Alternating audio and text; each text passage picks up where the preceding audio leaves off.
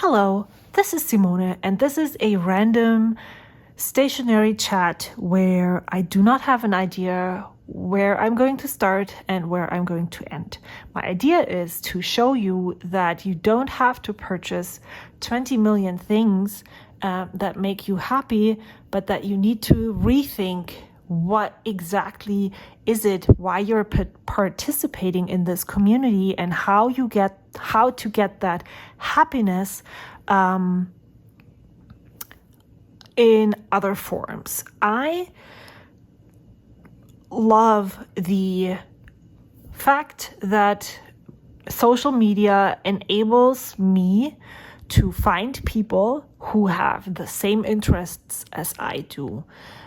This is basically what drives me, or what has driven me in the past and is still driving me to share myself so freely online, on YouTube and Instagram mostly, because I want to give back and share with that generous, beautiful community of people who are like me in their interests, and to connect with them and form friendships, because here in my real life, I don't really have anyone that enjoys the same things as I do.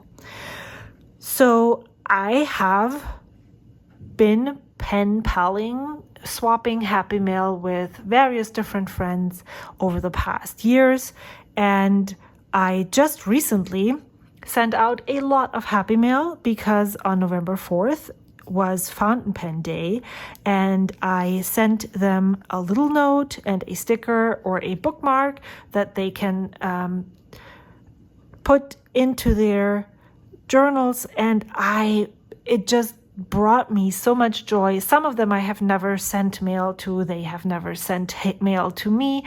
I don't really expect anything from them other than the joy that they will have when they receive random mail. And I have been also sent some mail recently, and it doesn't really have to be a whole slew of things. You don't have to send elaborate letters, whereas this one on the top is actually pretty high elaborate in my opinion. I am totally not the person who makes these kinds of things, but I do enjoy when I receive them once in a while. So I just wanted to share with you what happy mail I have been receiving recently, and show you how they can look, and that you don't really have to put that much effort and money into sending something to someone and filling your own cup by writing. I just recently used just the act of writing with my fountain pens on Tomoe River paper and sending some thoughts to a friend. That was really cool. So I got this from Lorelei. She actually has a channel on here on YouTube, and you can check her out if you want to do that. I really enjoy her videos. She has my kind of humor, so totally can recommend. She sent me this. It's a nice little letter. There's a pocket right here with some stickers and washi samples. And then here, there was a letter in here, and this is a pocket. And then there's another pocket with some tea and some stickers, or I don't even know if it's stickers or just printed paper. That's totally fine. But this is a super nice way of getting a little bit of ephemera for your journal without getting a whole ton. That's something that I really struggle with when I purchase sticker flakes, for instance. I get a package with 40 stickers flakes, 10 different designs, 4 of each design. Am I really going to put 40 or 4 of the same sticker into my journal? That's a lot. I'm like, I will be so over those stickers when I'm done. So I really also the idea of, I'm purchasing this sticker set and then I'm sending the doubles to friends is a really nice idea. This one I'm going to put to the bottom because that's actually an artist I support on Patreon. And then my friend sent me some ink samples from inks that she has. And look at, this is totally different, and I can enjoy and really like both styles. This is super simple. And then she just, she included a paper. I wonder what this is. This looks really intriguing. Look at this. She just wrote on beautiful letter writing paper right here, and then she included some washi samples as well. All of this is probably going to be enough for the next month to fill my journal for sure. And then I had really, really nice washi exchange with Maike from Cat Collage Club.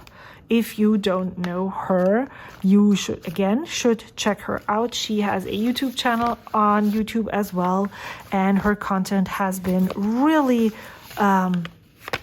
amazing. I totally love what she shares. Super inspiring, and that's actually her own design. I think she studied this in art school, if I'm not mistaken, and then she just wrote a little note inside and sent some more things that I can use. This tape is so awesome. And so she sent me some I think that's her own stickers, and then some washi tapes and I think some PET tapes. That's the reason why we send letters to each other. I sent her some of my bigger, more expensive washi tapes or PET tapes. I think was it PET tapes or these backed washi tapes, and she sent me some, and then the rest is just goodies. But that's, and then it's nicely packaged and it just fills my heart. And then also the notes that are included, there's often a little bit more about the person, and you don't have to, you can form a lot of friendships. And that's actually the reason why I organized the ink swap. Maybe one of the people that you communicated with is someone that you vibed with, and you can have this friendship forming through your love for fountain pen inks. And then I also got this from Dagma. I don't know. Do you call yourself Dag or Dagma? From Zia Wools. She also has a YouTube channel. That's shameless plug for all the YouTubers, but she's also active on YouTube. She dyes her own yarn and she makes those pouches. This was a super extreme surprise.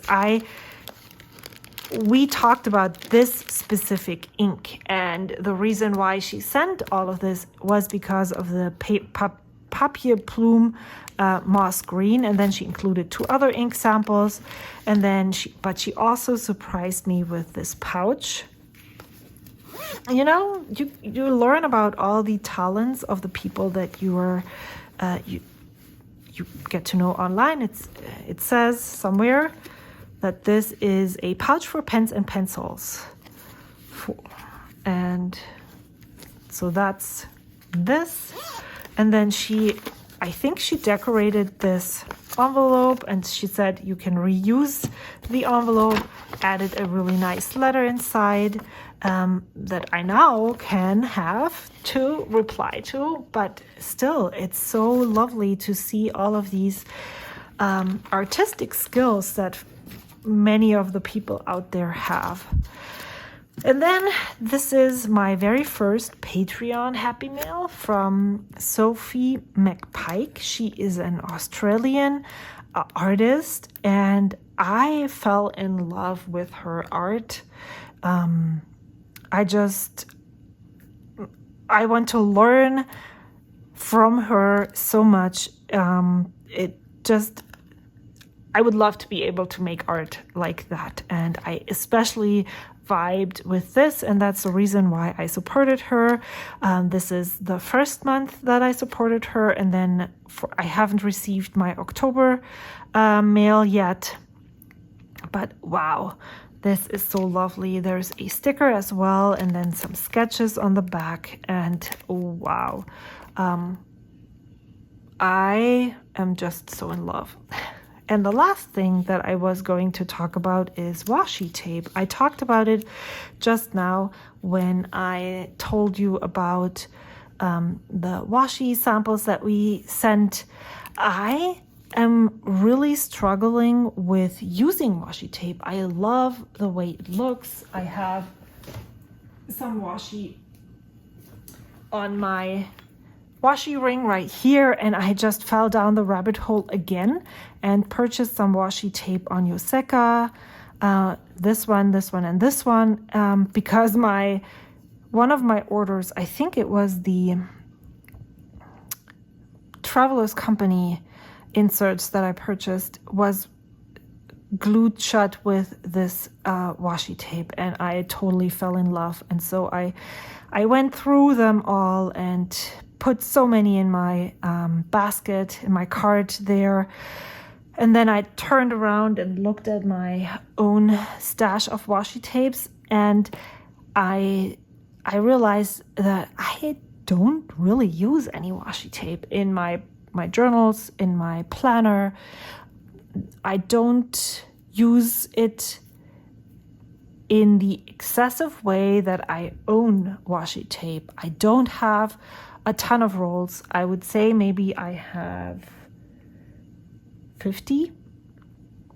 I haven't counted. I will have to. Maybe I'm going to count and then put the number on the screen right here, just so that you have a reference for your own what I'm talking about. I'm not someone who has hundreds of washi tape rolls, but I'm also not someone who uses washi tape in the amount that I am purchasing. Even if I'm just ordering a roll every other month, it's still more than I'm using.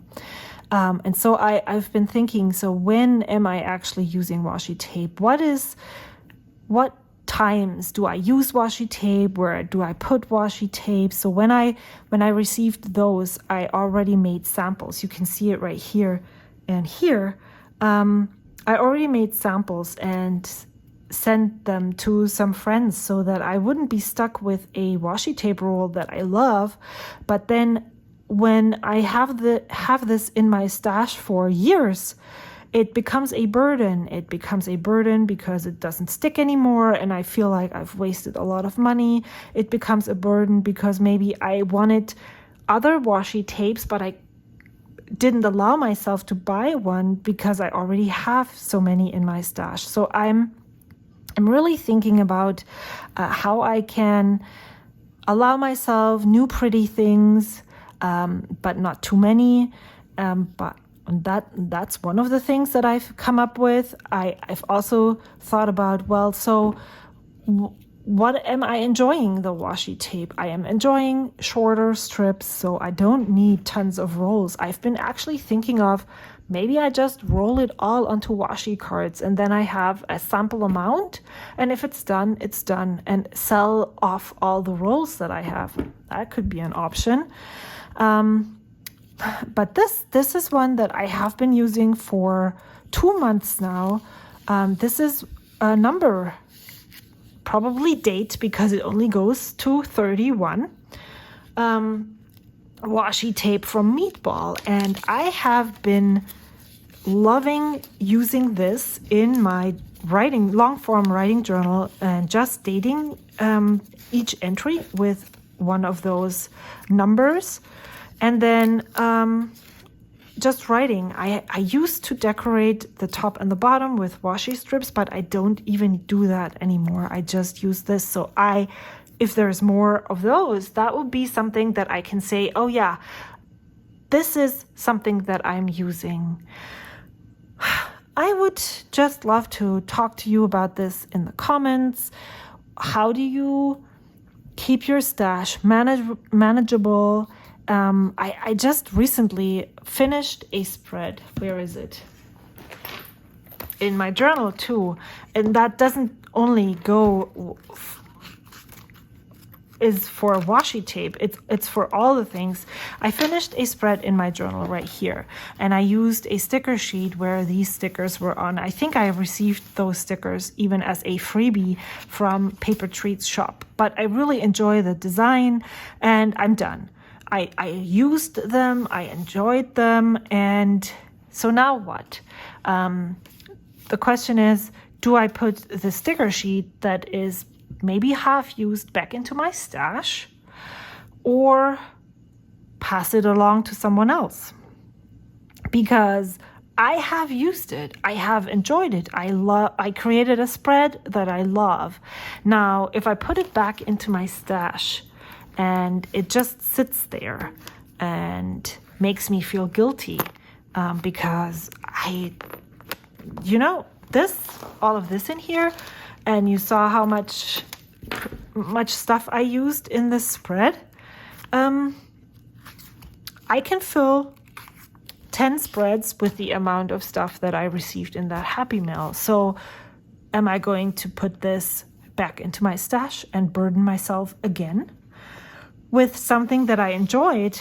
It moves from joy to burden, and I am really thinking very, very hard about my thoughts around that, because of course I'm speaking from a place of privilege as well, because not everyone can afford random stuff. Stamps cost money, writing letters cost time and money. Having so many different stickers that you can choose and not have to reuse the same sticker sheet, of course, is a privilege. But still, do I then force myself to use the stickers somewhere else? Where? I don't have any other journals, so I'd love to hear what you think. I'm really curious and would love the discussion in the comments. And thanks so much for watching. Until then, bye.